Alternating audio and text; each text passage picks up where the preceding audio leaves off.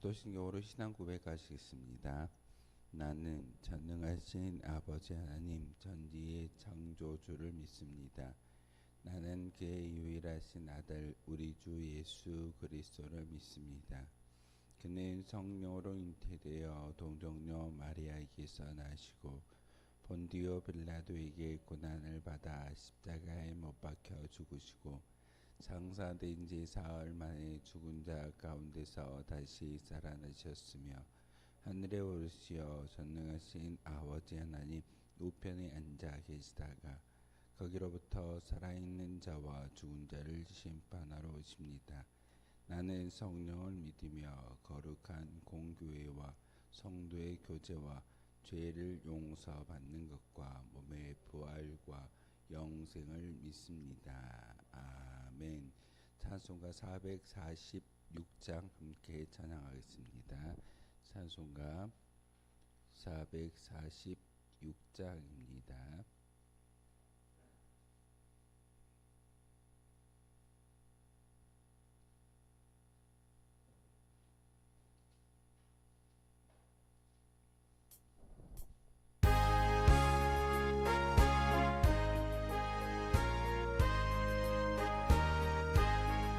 주 음성 외에는 참 기쁨 없도다. 나를 사랑하신 주 늘 계시옵소서. 기쁘고 기쁘도다. 항상 기쁘도다. 나 주께 왔사오니 복 주옵소서. 나 주께 왔으니 복 주시옵소서. 주 함께 계시면 큰 시험이 이기네. 기쁘고 기쁘도다. 항상 기쁘도다. 나 주께 왔사오니 복 주옵소서. 주 떠나가시면 내 생명 헛되네. 기쁘나 슬플 때 늘 계시옵소서. 기쁘고 기쁘도다. 항상 기쁘도다. 나 주께 왔사오니 복 주옵소서. 그 귀한 언약을 이루어 주시고 주 명령 따를 때 늘 계시옵소서. 기쁘고 기쁘도다. 항상 기쁘도다. 나 주께 왔사오니 복 주옵소서.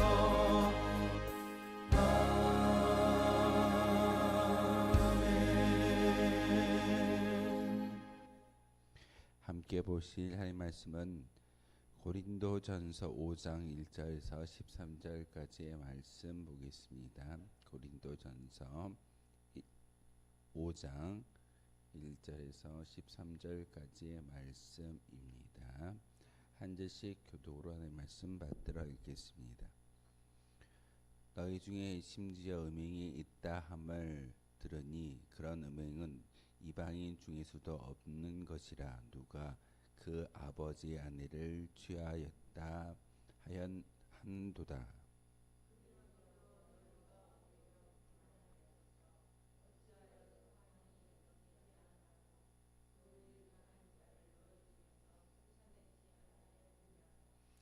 내가 실로 몸으로는 떠나 있으나 영으로는 함께 있어서 거기 있는 것 같이 이런 일을 행하는 자를 이미 판단하였노라.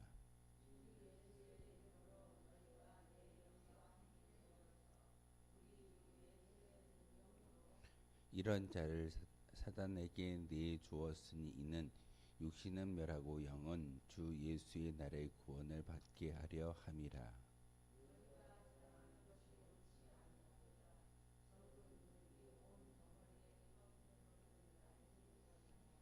너희는 누룩 없는 자인데 새 덩어리가 되기 위하여 묵은 누룩을 내버리라. 우리의 유월절 양 곧 그리스도께서 희생되셨느니라.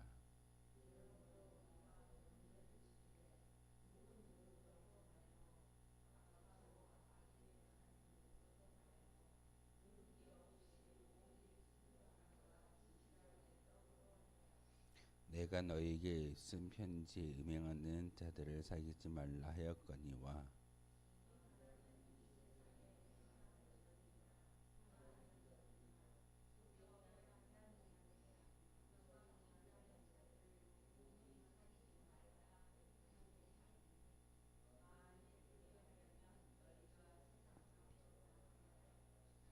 이제 내가 너희에게 쓴 것은 만일 어떤 형제라 일컫는 자가 음행하거나 탐욕을 부리거나 우상 숭배를 하거나 모욕하거나 술 취하거나 속여 빼앗거든 사귀지도 말고 그런 자와는 함께 먹지도 말라 함이라.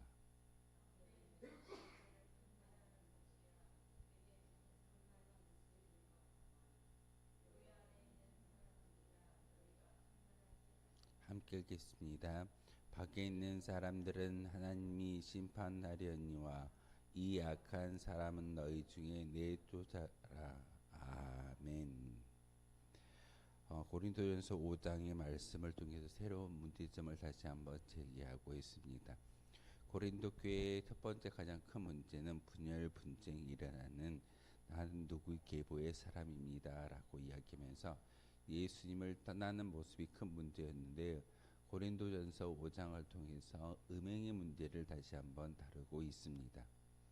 사도 바울이 고린도전서과 후서의 말씀을 통해서 고린도 교회의 많은 문제들을 듣고 나서 그 문제에 대한 것을 성경 그리고 믿음 복음에 대해서 온전히 전하는 것을 그리고 거기에 합당한 방법을 이야기하는 것이 고린도전서와 후서의 말씀이기도 합니다.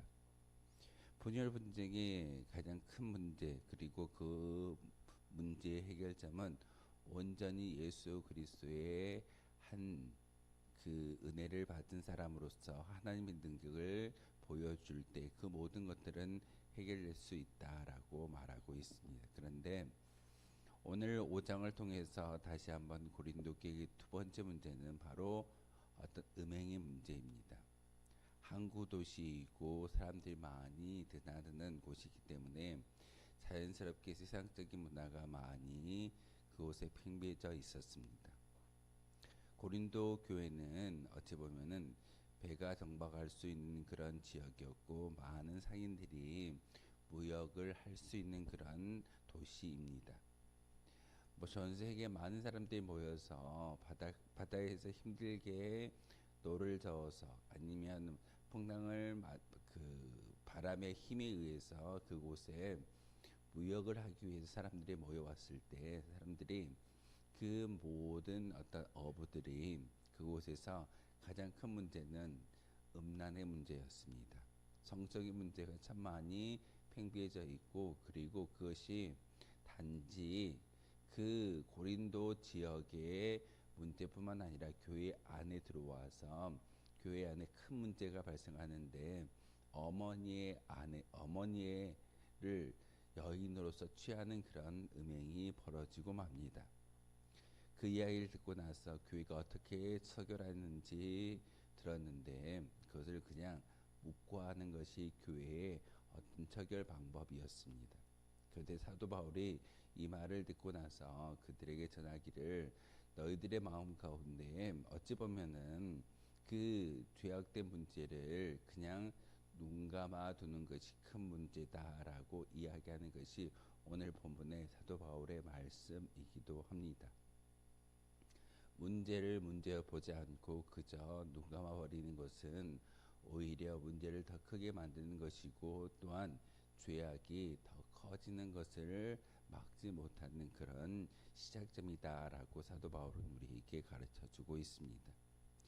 교회 안에 어떤 성적인 문제라든지 또한 큰 문제가 발생했을 때 그것을 그저 놓고 지켜보는 것이 아니라 거기에 합당한 말씀에 근거해서 행동하는 것이 온당한 믿음의 성도임을 사도 바울은 분명하게 말하고 있습니다. 내가 육신적으로는 너희와 함께 하지 못하지만 영적으로는 분명히 내가 떠나 있는 것이 아니라 너희들과 함께 하는 거야. 그리고 사도 바울의 가르침을 통해서 교회가 세워졌는데 그 교회가 하나님의 영광을 위한 교회이어야 하는데 사람의 욕심의 정욕에 따라서 즐거움을 누리는 교회라고 한다면 또한 죄를 죄라고 말하지 못하는 공동체는 더 이상 교회가 될 수 없다라고 말씀을 전하고 있습니다. 그러면서 사도 바울은 고린도전서 5장의 말씀을 통해서 누룩의 이야기를 참 많이 말하고 있습니다. 너희들은 어찌 보면은 누룩이 없는 그런 떡으로서 순결한 모습으로 살아가야 할 믿음의 공동체에 있는데 묵은 누룩이 너희에게 들어와서 그 누룩으로 말미암아 퍼져가는 것이 너희의 모습이다라고 말씀을 전하고 있습니다. 왜 사도 바울이 누룩의 이야기를 전하고 있을까요? 누룩은 작은 것 하나가 들어와서 그 누룩이 퍼져서 모든 밀가루에 영향을 주는 것이 누룩의 효과입니다.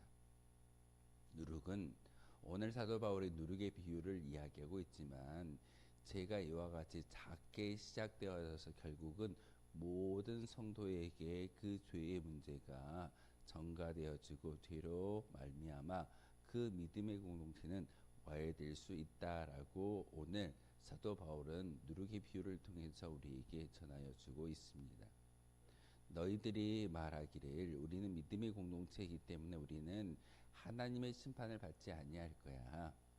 하지만 사도 바울이 보았던 들었던 모든 문제는 작은 누룩을 눈 감아주는 그 모습을 통해서 결국은 그 믿음의 공동체가 큰 문제가 발생하게 되어질 것이고 결국은 하나님의 심판 앞에서도 온전치 못한 결과를 가져올 수밖에 없다라고 오늘 본문을 통해서 우리에게 가르쳐주고 있습니다. 교회 안에 어떤 윤리적인 문제라든지 음란의 문제 그리고 큰 문제가 발생되어졌을 때 그것을 눈 감고 지켜보는 것이 아니라 거기에 적극적인 대응을 통해서 잘못된 것은 잘못됐다라고 말할 수 있는 것이 믿음의 모습이어야 한다라고 사도 바울은 분명하게 말하고 있습니다. 음란의 문제, 성적인 문제를 가지고 이야기하고 있지만 교회는 성적인 문제뿐만 아니라 교만의 문제, 여러 가지 문제를 가지고 있는 공동체가 믿음의 공동체, 교회 공동체입니다.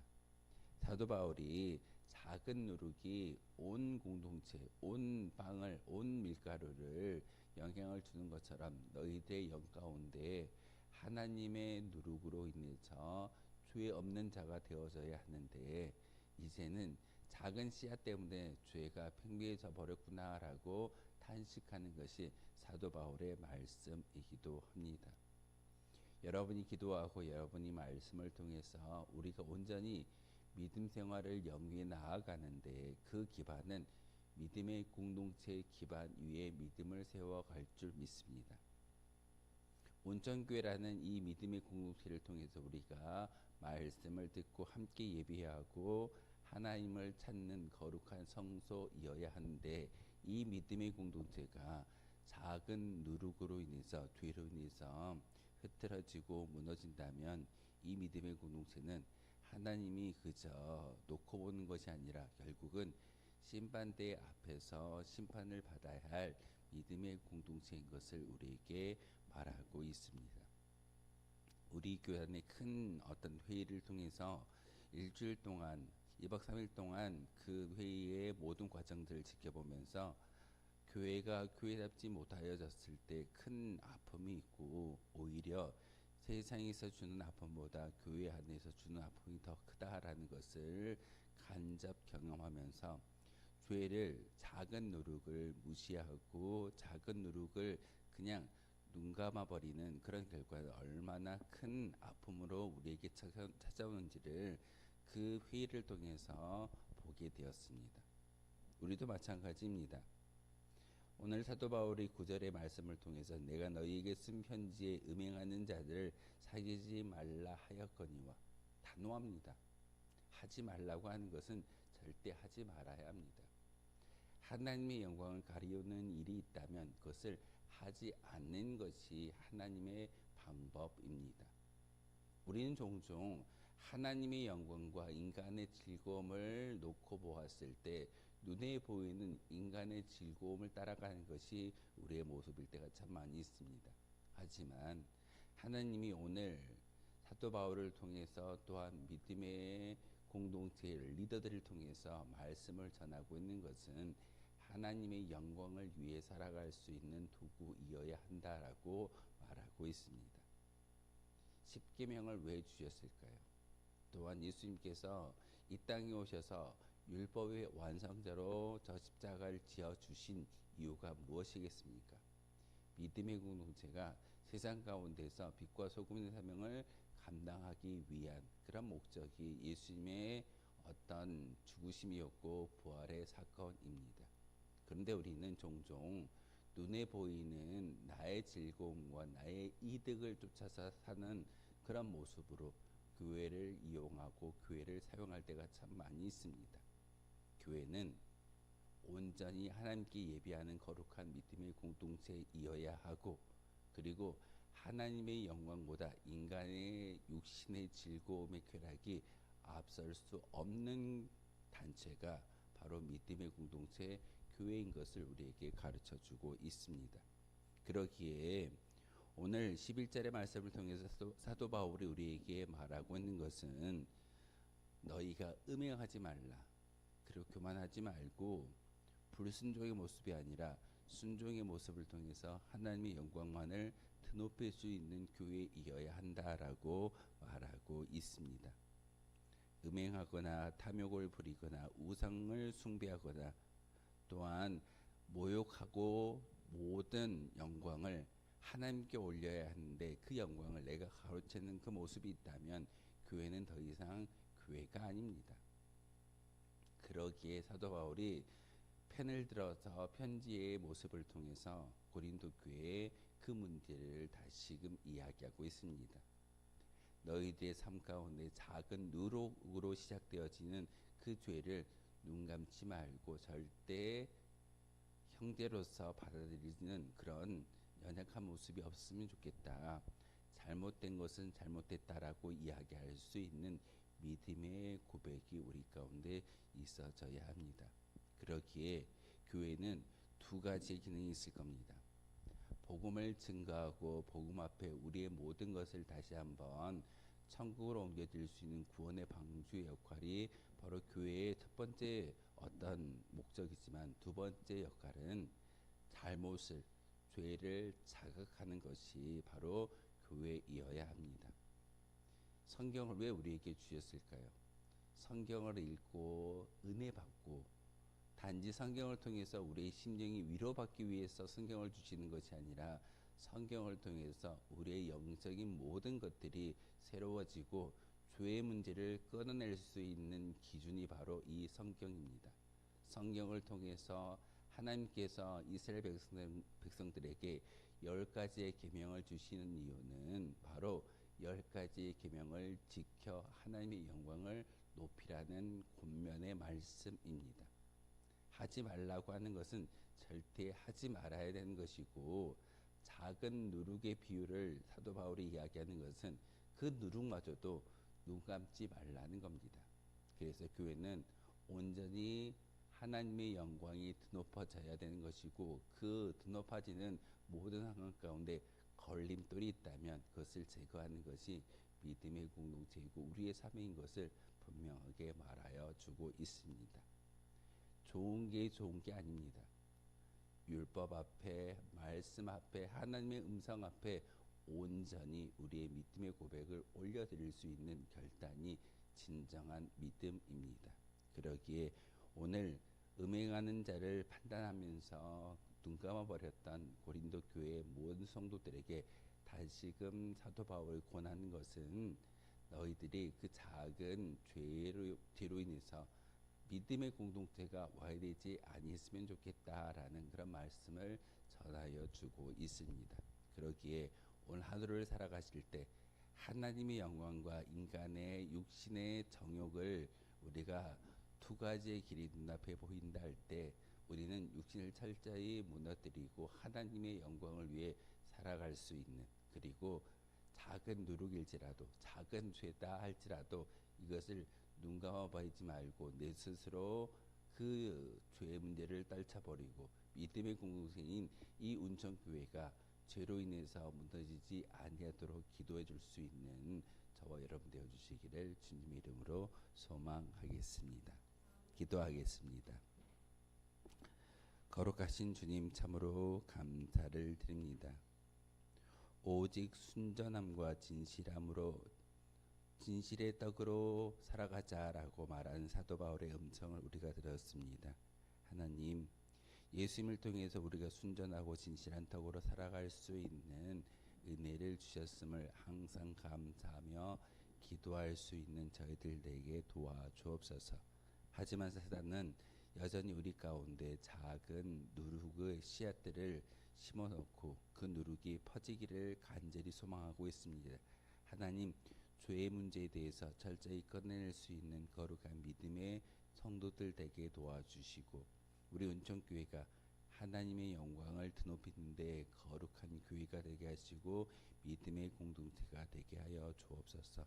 특별히 이 교회에 속한 모든 성도들이 순전한 모습을 가지고 정결한 모습을 가지고 하나님께 나아갈 때 바로 비로소 우리의 믿음의 고백이 하나님께 상달되어지며 우리의 기도와 예배가 하나님의 기쁨이 되어질 줄 믿습니다. 하나님, 다시 한번 우리 교회를 위해서 기도하게 하시고 우리 스스로가 작은 죄마저도 눈 감아 버리는 것이 아니라 죄에 대해서는 철저히 끊어낼 수 있는 믿음의 결단이 우리 가운데 있게 도와주옵소서.